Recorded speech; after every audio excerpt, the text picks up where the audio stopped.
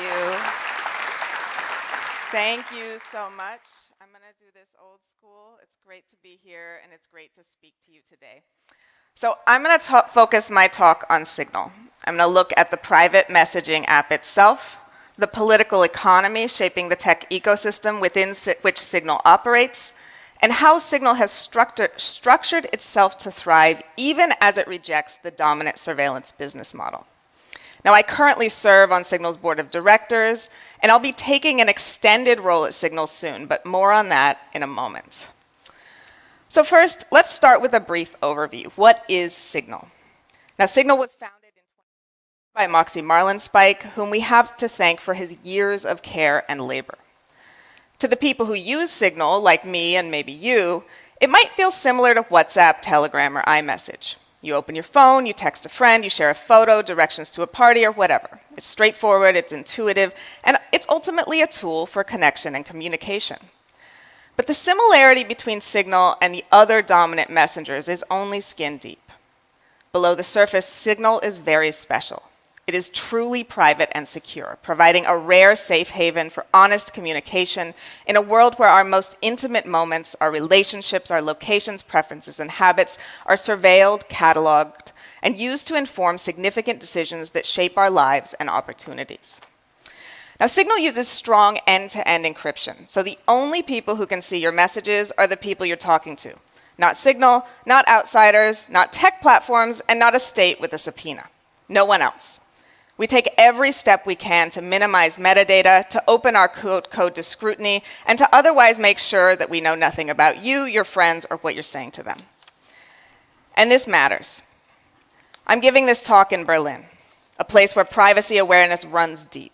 And I think it's fair to say that this awareness is not divorced from history. So understanding this history can help us augur abstract concepts of privacy in human experience. During the mid-20th century, the US-based company IBM sold holorith machines to states across the globe as a tool to expand and expedite census taking, among other things. Now, holorith machines were proto-computers. They allowed structuring, processing, and tabulation of data at a much faster rate and in much more standardized forms than was possible manually. IBM's holorith systems underwrote many state census projects with unremarkable outcomes. They were also a key tool used by the Nazi regime to conduct a series of population censuses which were announced weeks after Hitler took office in 1933. The machines and custom punch cards were designed in a collaboration between IBM's German subsidiary and the regime in order to count and classify every citizen by age, religion, gender, location, and so on. The head of IBM's German subsidiary at the time put it this way, quote, "We are very much like the physician in that we dissect, cell by cell, the German cultural body. We report every individual characteristic on a little card. These characteristics are grouped like the organs of our cultural body, and they will be calculated and determined with the help of our tabulating machine." So the classificatory capabilities of early computation enabled this so-called dissection, the separation of some people from others, the tracking and targeting of these others, and ultimately the systematization of genocide. Indeed, at the beginning, the 5 digits tattooed on the arms of prisoners entering concentration camps corresponded to their individual holorith code. Of course, we can't fall prey to technological determinism. Holorith machines did not cause the Holocaust, but the data they were able to put in the hands of the Nazi regime provided a powerful tool that the state used to expedite and organize mass murder. And it also provided great profit to IBM. Here, it's worth mentioning that the history of the powerful using information about those with less power to do harm is not contained to Germany. Only a few years later, the United States illegally used its own census data to identify and detain Japanese Americans. And I could spend the rest of this talk listing similar examples, but I think I've made my point. So now let's turn to the present. The tech industry today is grounded in the surveillance business model, far beyond the wildest dreams of holorith-era IBM. It's the norm, not the exception, that a deluge of intimate information is created and collected about us as a routine part of our participating in the world. And we don't know and we can't trace where this data goes or precisely how it's used. To compare the quantity and granularity of this modern information to the census information collected and computed by Hollerith systems is to compare Mount Everest to a grain of sand. And this information is currently in the hands of tech companies, companies that are routinely compelled to share it with states, creating a nexus of state and corporate surveillance that cannot be reasonably separated. So it should not be controversial to say that we need to be willing to examine the potential harms that could occur if this data and the massive infrastructures of surveillance and processing currently controlled by private corporations were met with a different political regime and with new and grim business opportunities. What could happen if those motivated by goals of social control and oppression gained access to this apparatus? Now, I don't have a totalizing answer or a rosy solution, and I am in no way implying that Signal solves the whole of this thorny nest of problems. But I do think this account helps emphasize why spaces where private digital communication is possible are so existentially important, and why providing this capability is Signal's sole mission.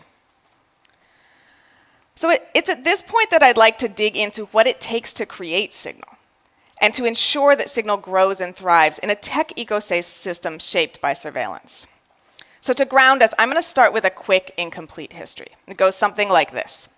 Networked computation began as a military initiative, in the US at least, and was largely funded by the US government, who also underwrote the computing industry for much of its history. Cold War fears were an animating force throughout. Fast forward, and the turn to neoliberal policy in the 1980s was accompanied by the privatization of the internet in the 1990s, which until then existed primarily as a research network.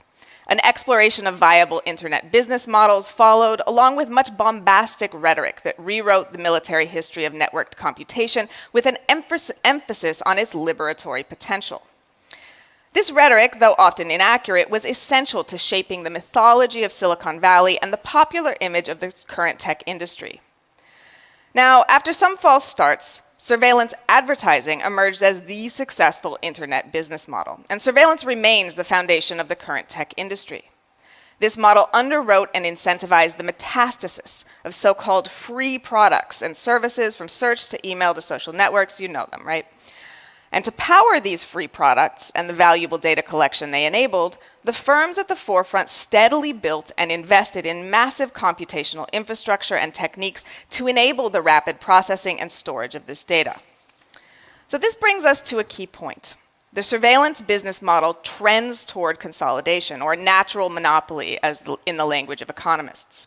The tech companies who honed the internet surveillance business model early had the opportunity to accrue massive infrastructures, massive data stores, and large customer bases from which to continually pull data. These are resources that competitors cannot simply buy or bootstrap, and they are self-reinforcing. Almost without exception, the companies early to this model are the firms we now refer to as big tech. It's also no accident that in the early 2010s, when tech industry consolidation was beginning to calcify, we saw a sudden turn to so-called artificial intelligence. Now, the AI field is over 70 years old, and it has gone through many twists and turns. So the question we should ask is, why did it emerge right then? This is the general question that has been the focus of my scholarly work for the past many years, and in answering it, we can better understand the ramifications of the surveillance business model. So first, AI, artificial intelligence, is not a technical term of art. It is a marketing term that has been applied to a hodgepodge of data-centric techniques. Second, the sudden shift to AI in the early 2010s had everything to do with tech industry consolidation and the resources at the heart of the surveillance business model. We see this clearly when we recognize that what was new about AI in the early 2010s was not new innovations in machine learning or algorithmic techniques. Indeed, the methods that were applied to prove AI's newfound utility date from the 1980s. What was new were the significant amounts of available data used to train AI models and the power of the computational infrastructure available to conduct this training and calibration, resources concentrated in the hands of a few private tech companies, care of the surveillance business model. So if we look from this perspective, we see that AI's primary role has been to expand what can be done with the massive amounts of surveillance data collected and stored by large tech companies. By sprinkling the magic of AI, surveillance data could be used to create models of reality that are then applied across nearly every domain of human life to make predictions and determinations, from transportation to education to medicine, to a list well too long to name. And it's worth noting that this too produces intimate data about us, which often has power over us. And even if this data emerges via predictive models, not via direct surveillance or data collection. So, this marketing narrative of AI mystified, entrenched, and expanded the surveillance business model at the heart of the tech industry. So, with this history and context in mind, let's turn again to Signal and what it takes for Signal to operate in the ecosystem we've just explored. Because, of course, the context within which we live and function cannot be wished away. This is true of life, this is true for Signal. And for Signal, this means we need to provide a messaging service that works according to the dominant norms and expectations, and does so in a private and secure way. Now, of course, we could insist on ignoring these norms. But Signal isn't willing to be relegated to the dusty corner of thought experiments that are theoretically secure and private, but fail at their purpose in the real world because no one can and will use them. This point gets missed, although it seems obvious in hindsight. A communications app that your friends don't use is useless. So honoring and meeting people's needs and expectations in ways that ensure Signal is pleasant and useful is essential to our privacy mission. We'll add stickers, or group video calling, or increased administrative control for group chats, or whatever it is if we recognize it as a meaningful tool people use to communicate, and we can do it in accordance with our strict privacy promises. But of course, meeting these norms is also often a lot harder for Signal than it is for surveillance messengers. It may look the same, but there's far more care and work required on the back end to ensure it's actually private and secure. It's whatever the opposite of a Potemkin village is. Product norms are not the only things influenced by the surveillance business model. The imperatives of tech organizations in general are also shaped by these forces, and this means Signal needs to structure our technical architecture, organizational form, and business model in ways that both acknowledge and reject these dominant tech industry paradigms. So at the level of the product, we do this by implementing technical boundaries that make it impossible to collect, retain, or use your data. So we can't sell it, we can't build ad targeting with it, we can't use it to train AI, and we don't have analytics or trackers or advertising. We also make our code open to public scrutiny, and this means you can hold us to our word. Now, at the level of the organization, we are structured as a 501c3 nonprofit with the Signal Foundation dedicated to solely supporting the development and care of the Signal Messenger. This is a form that those in this room will be very familiar with. And it means that we're transparent with where the money goes, that the private companies can't acquire us, and that we don't have shareholders or equity, so we're not being pushed to prioritize profits and growth over our core values. Now, these choices protect Signal at the level of product integrity and mission alignment within the organization. But these aren't the only things that we need to continue growing and thriving. I'll put a fine point on it. It costs a lot to develop and maintain high availability software, and these significant forever costs aren't widely understood, in part because they've been obscured behind free products underwritten by surveillance.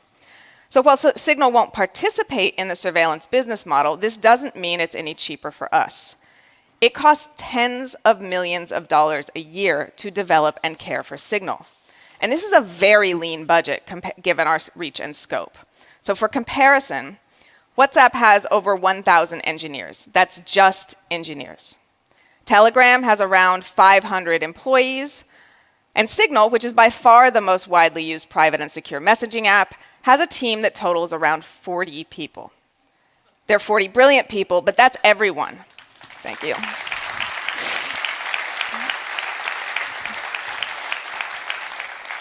And I want the team back home to receive that applause.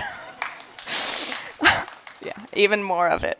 That's everyone like designers, product managers, engineers who have to build multiple clients for each operating system and keep them maintained. That's the support people, that's the board, that's all of us, right?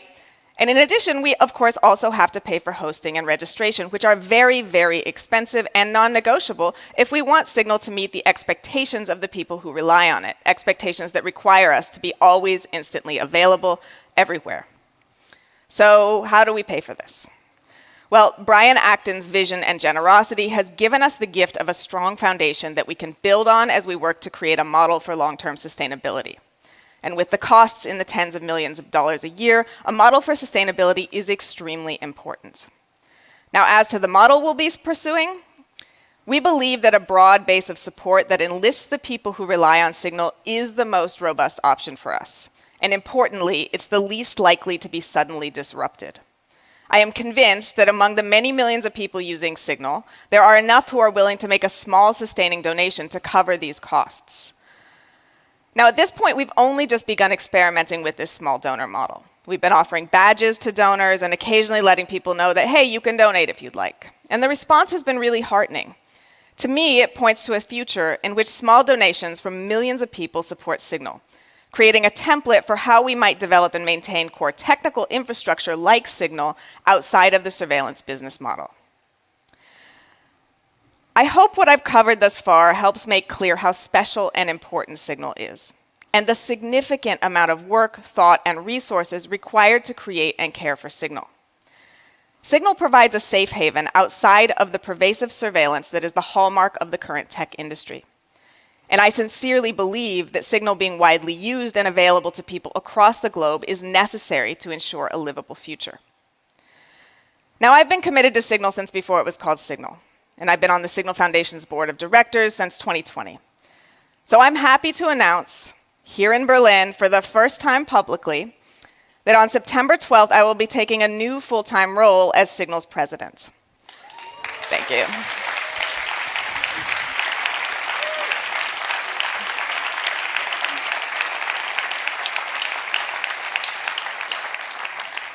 You heard it here first, purpose ownership. After a lot of thinking and discussion, it became clear to me that caring for Signal was the most important thing I could do with my time and expertise, and I am sincerely honored to be taking this role. I'll be publishing more details on my mission and on my vision for this role on the Signal site soon. But for now, I just want to thank everyone here. And I want to say that I look forward to engaging with this community in the future as we work to hone alternative models that can support tech done otherwise. Thank you. Oh.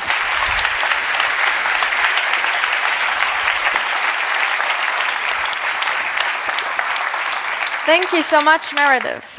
We again have the opportunity to have 2, maybe 3 questions, depending on the questions.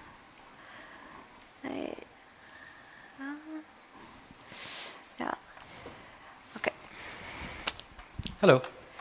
My name is Mo from Zebra Growth. I have a question. When you were looking at different revenue models, and obviously it seems like the donation one is probably the most, one that makes most sense at the minute. I'm sure a lot of people would be really curious about what other options you were looking into. So freemium, premium, why was that excluded? Is there any other core business models that you were looking at that you think also has potential within this kind of equitable state? Yeah, I mean, I think it's hard to put a pin on the years of discussion we've had. It's maybe more of a coffee conversation. But I will say that there's a lot of kind of intuitive models like subscriptions, right? That make sense for some products or technical services, but quickly we can answer that it doesn't make sense for Signal because of course I don't want to talk to just people who subscribe to Signal or have the resources to do so, right? So Signal's utility counts on a kind of pervasive network effect that would preclude that as an option given our mission. So, I could go through a list and kind of give similar answers that sort of rely on a kind of, having marinated with, Signal's mission for a long time, but there are a lot of nuances to particularly what we want to do vis-a-vis providing ubiquitous private messaging that made the sort of donor model the most sustainable in our view. And right, we're experimenting with it. So if it doesn't work, we're going to be always asking those questions. That's our role as leadership of the organization to make sure that we're making the right choices and correcting them if they don't work. Thanks. Another.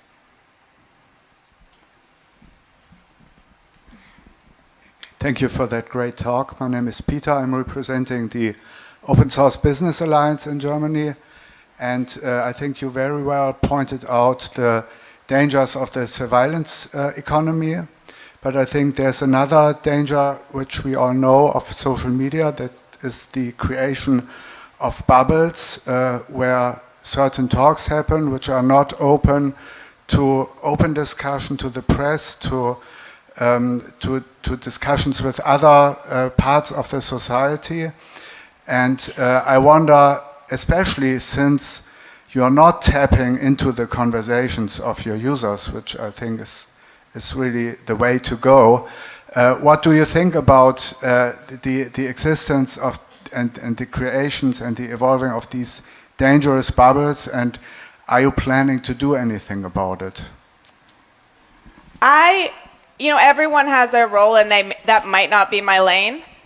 But I do think, I have published some papers and done some work that touches slightly on this vis-a-vis algorithmic amplification, which Signal does not do, and the sort of, perverse incentives of the kind of, attention model. I will also say that I don't think this is solely a technical problem. In the US, you also saw a kind of defunding and consolidation of media and other factors that I think play into social media becoming kind of a, the increasingly like metastatic ground truth. So I think it's really complicated. It's not my area of expertise, but I have touched on it, and I would suggest reading, from folks like Joan Donovan and Becca Lewis and others who are thinking about sort of, this misinformation or, kind of conversation silos. There's another term for it, but I'm a little jet lagged. Who've been thinking about that for a long time and with a holistic lens. Cool. Thank you so much, Meredith. Thank you. Thank you.